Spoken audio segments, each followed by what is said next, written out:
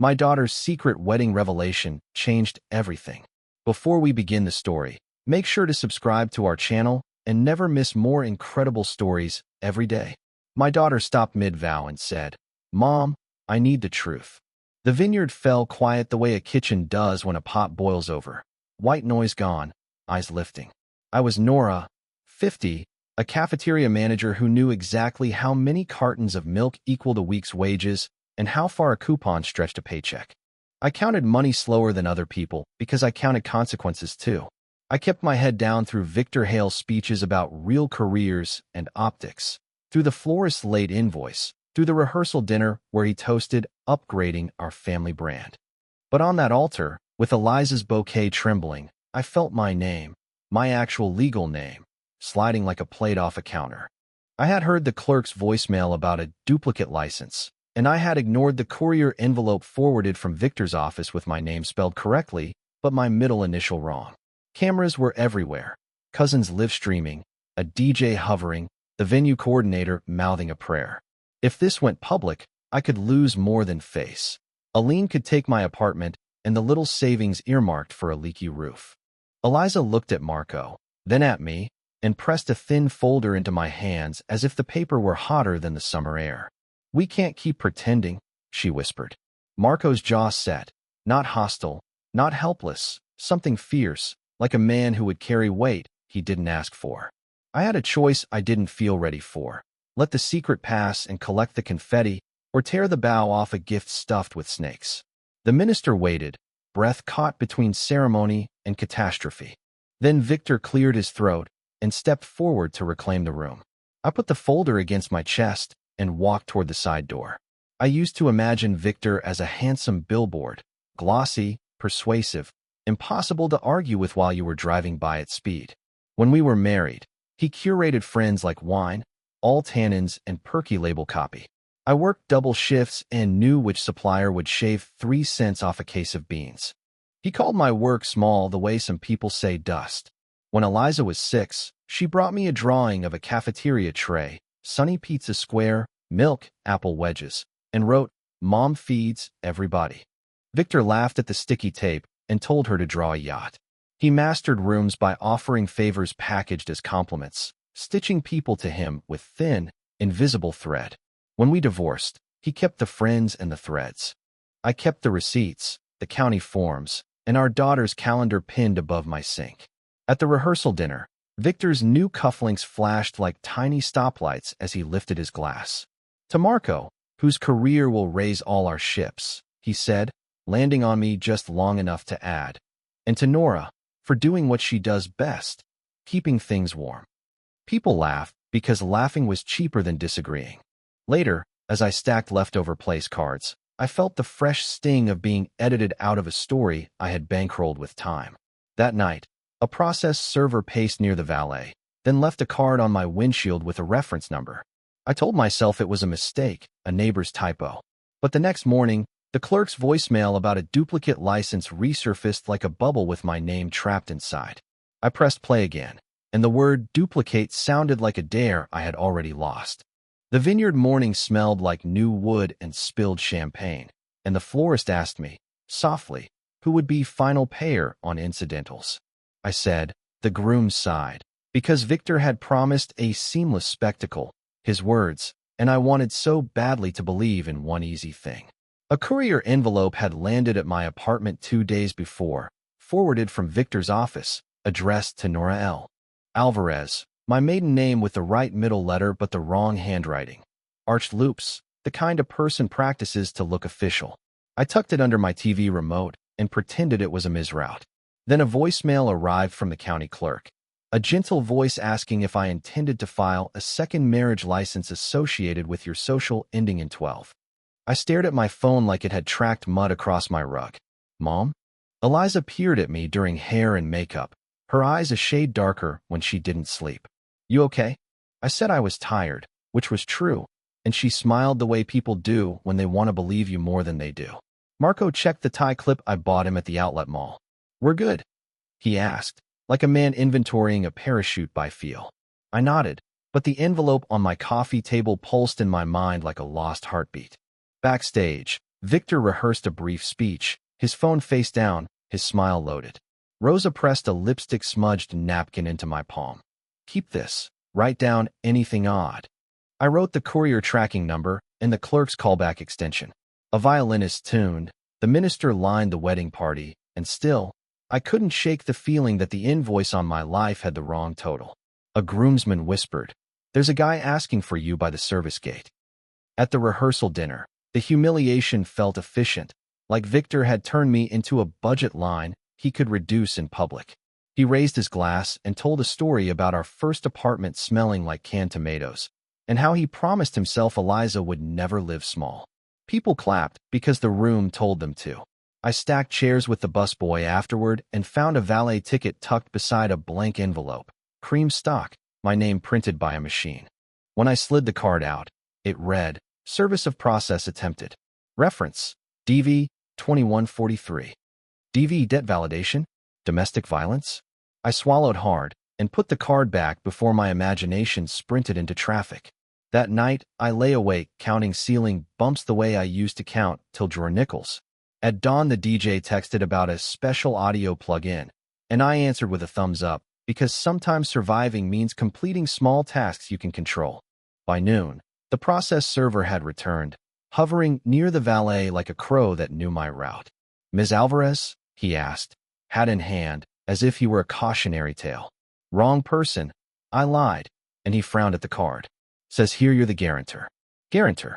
My spine went cold.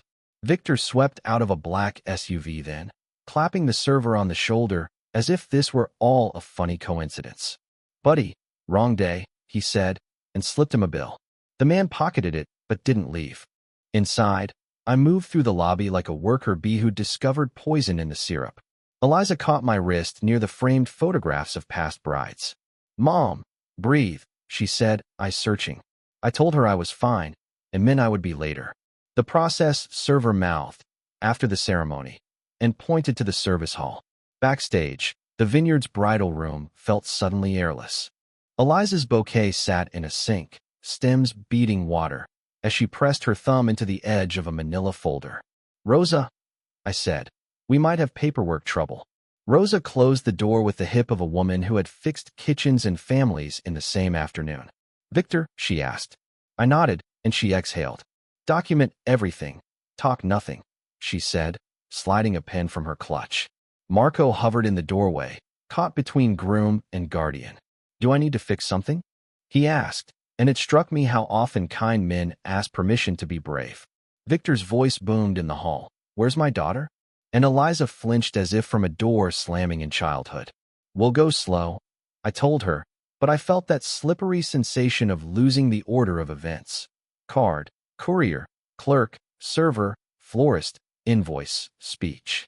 My phone buzzed with the clerk's number again. I turned it face down and wrote, on Rosa's napkin, DV 2143, duplicate license, social, 12, courier hashtag 7710, A9. The violinist started Pachelbel, guests stood, and I realized we were about to line dance on a fault line. I could keep peace by doing what I had always done, absorb. Or I could flip the table and accept that shards would fly. "Mom," Eliza said, voice small, "after vows, can we talk privately?" I kissed her temple and tasted hairspray and tears. I had a duty to protect my daughter even if protection looked like public ruin.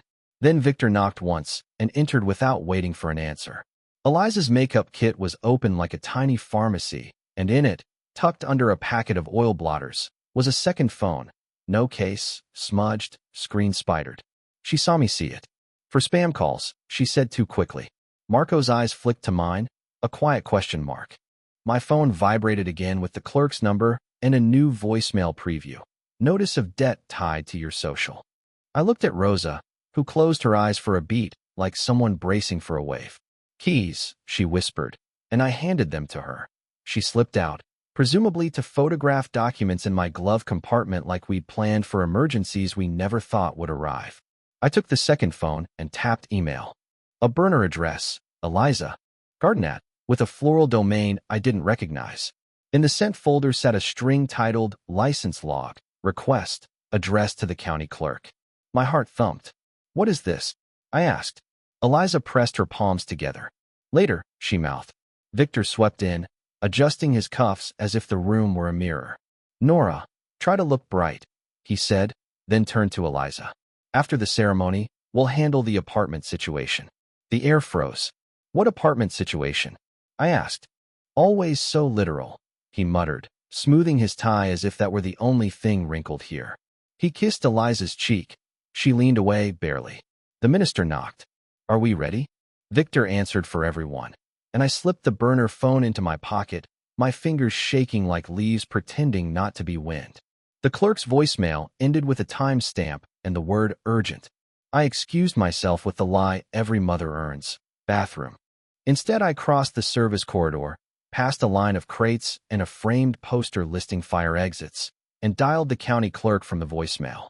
Records, a woman answered, fingers audible on a keyboard. Hi, I'm returning a call about a duplicate license, I said, using the tone that gets you extra napkins. Polite, efficient, undeniable. Yes, she said. We received a request last week to reissue a marriage license for Victor Hale, and I waited for a stranger's name. Instead, she said mine. That can't be right, I whispered. It lists you as guarantor for Associated Consumer Debts opened 3 months ago, and there's a notarized consent. Notarized where? I asked. Mobile notary, stamp ID 11743, she read. And the reissue pickup was after hours via courier, barcode 7710, A9. The courier number stabbed through me. Can you tell me who signed the pickup? I asked, then looked up because the ex-assistant from Victor's office, Becca, the one who had once called me on a Sunday to ask how Eliza took her tea, was rolling a garment rack down the hall. I hung up and stepped into her path. Becca, I said, did you drop off anything at the clerk's after hours? She startled, then glanced left and right, which was answer enough. Victor told me it was a vendor license, she said. He signed your name on a guarantee, Nora. I didn't see the whole page, but the initials looked tidy. Tidy. Counterfeit kindness. My stomach turned. Dates? I asked. Pickups were the second Friday of April, and then again mid-June, she said. The timeline sketched itself. Documents, debts, my name used as a tool. A gust of music signaled the processional beginning without my consent. A truth snapped into focus like someone wiped a greasy window. The secret wasn't that Eliza was getting married. It was that she already had married Marco months ago at the county clerk's, quietly, to take control of her own paperwork before Victor could weaponize it. I knew it the way mothers know when their kids are truly sick, by the color behind the eyes. I opened the manila folder Eliza had handed me at the altar's edge. Inside, a civil marriage certificate dated March 14th, a photo of Eliza and Marco in thrift store bests, laughing outside a brick building. An affidavit from lawyer Patel acknowledging he'd notarized her name change preference to retain Alvarez professionally, printouts of my consent to a consumer line at Garden Ridge Events, a shell vendor tied to one of Victor's partners. The notary stamp number 11743 matched the clerk's record, but the signature was not mine. It was a theatrical imitation of my schoolteacher cursive from another life. Rent due on the 1st, I thought, stupidly, because fear sends the mind sprinting down familiar hallways. There was also a landlord letter, faintly copied, threatening a lien if an old consumer debt went unpaid. My apartment, the one with the soft hinge cabinet I installed myself, had been dragged into Victor's circus tent as collateral. Stakes clarified like broth. This wasn't gossip. It was theft wearing a tuxedo. I held the civil certificate and the forged consent the way a baker weighs flour and stones. Eliza had hidden the civil marriage not to deceive me, but to protect herself from being absorbed. Rose's text buzzed. I'm with Patel in parking lot. He's ready if you are. I paced the side room where the venue stored spare easels and emergency votives, counting options. Crash my daughter's planned vows with a public reckoning and risk crowning her day with scandal? Or wait, gather proof, and let Victor keep shoring up his paper castle? Rosa slipped in with hands that smelled like lavender, sanitizing gel, and calm. Listen, she said, unfolding a checklist drawn on the back of the DJ's set list. Proof, license logs, done. Barcodes, done. Notary ID, captured. Voice memo, Becca's statement, we record now. She raised her phone and Becca, bless her complicated conscience, repeated what she'd told me in a shaking whisper. I added the courier barcode and the dates. We bring Patel in under the excuse of a photo break, Rosa said, eyes steady. We get the venue manager to provide a projector. 2 minutes, tops. If we blow up the ceremony, Eliza will hate me, I said. She won't, Rosa answered. She gave you the folder. Through a crack in the door I could see Marco at the altar, hands clasped, steady as a dock. Victor prowled the front row, chatting with donors as if he were at a gala. My phone pinged. The clerk had emailed the reissue log with time stamps. April 12th, 8:54 p.m. June 17th, 9:11 p.m. After hours both times, contradicting Victor's claim he handled everything during business hours. I copied the notary stamp into a text to Patel, who replied with a thumbs up, and stamp registered to contractor who moonlights for Hale Partners. The room tipped a degree. We do it now, Rosa said, voice like a level. I thought about my apartment, Eliza's face at the altar, Marco's patience. I said, bring the projector, and felt my hands finally stop shaking. We intercepted Eliza outside the bridal suite as Victor adjusted his pocket square and instructed the photographer to prioritize faces that donate. His cologne smelled like cedar and a threat. Nora, don't start, he murmured without looking at me, the same way he used to tell me not to salt the soup until he tasted it.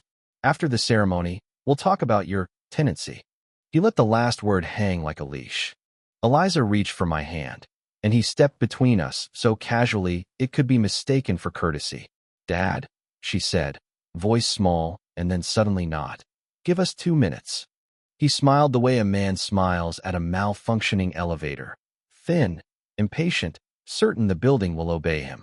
In the side room, Patel waited with a compact projector already connected to Rosa's tablet. We have limited runway, he said, gentle but brisk. We'll display the certificate, then the forged consent, then the courier logs and notary stamp cross-match. Keep terms simple, tie it to a direct harm. Lean risk, identity misuse.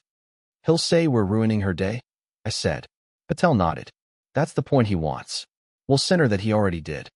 Outside, the string quartet looped the same 8 bars like a ticking clock.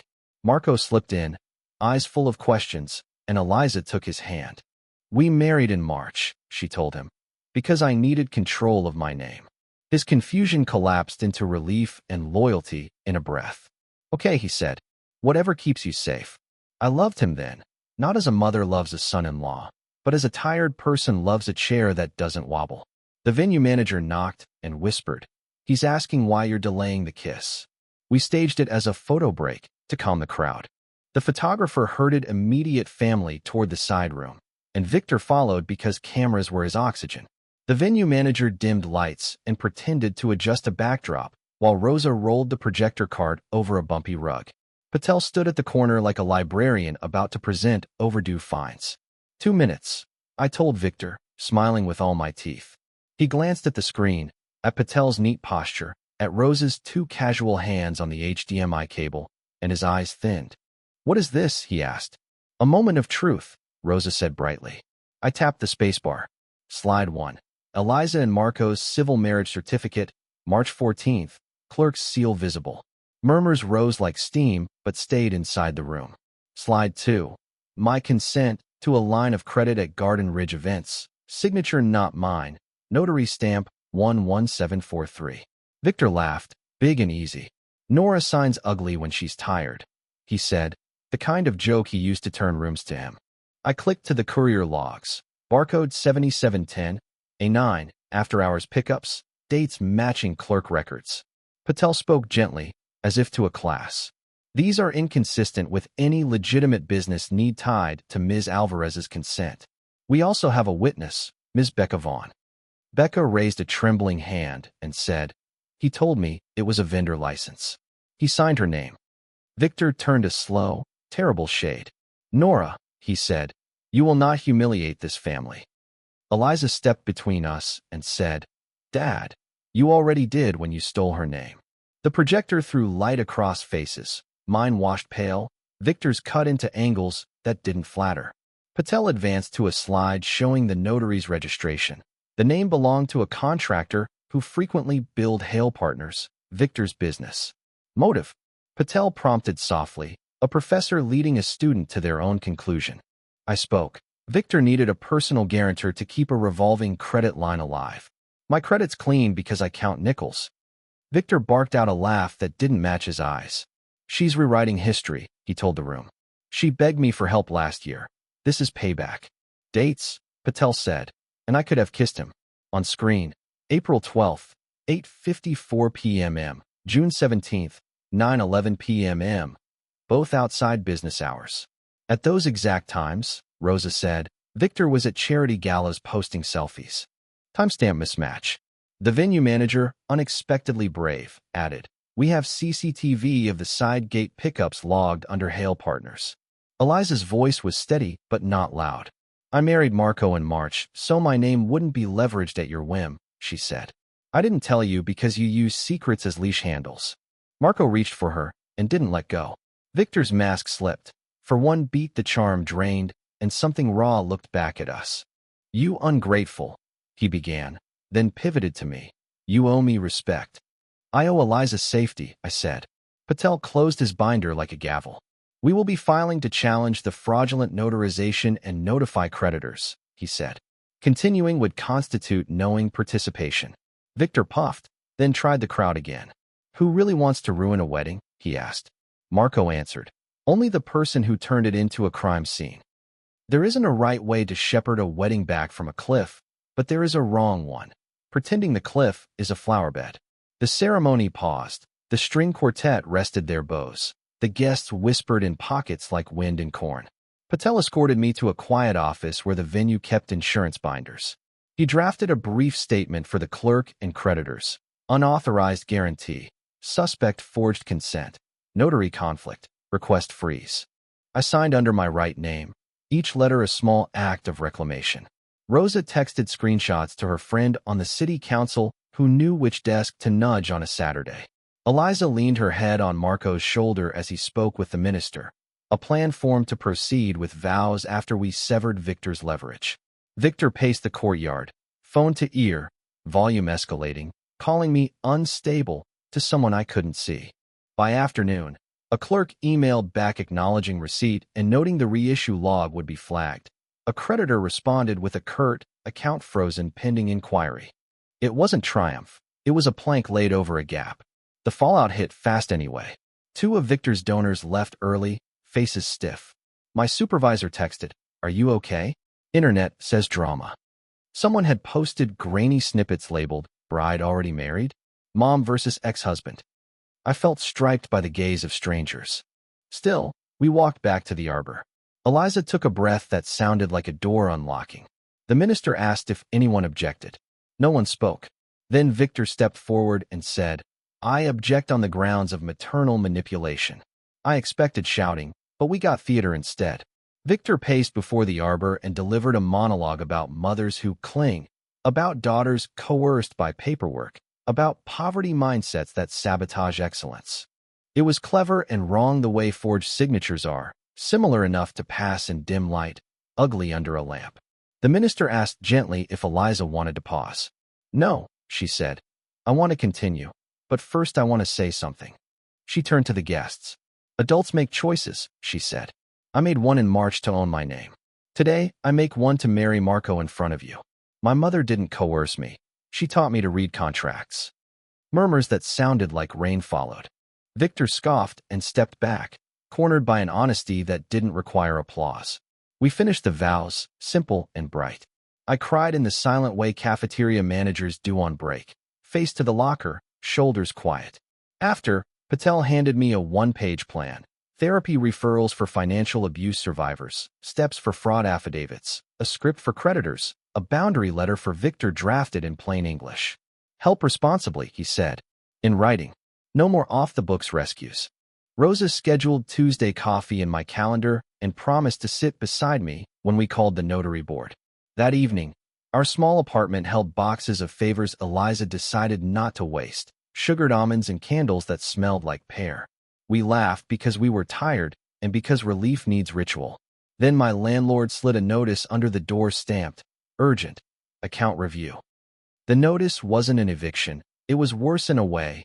curiosity from a property manager who had received a routine verification about a lien that should never have existed. Patel drafted a reply, attached our statement, and cited the freeze acknowledgments.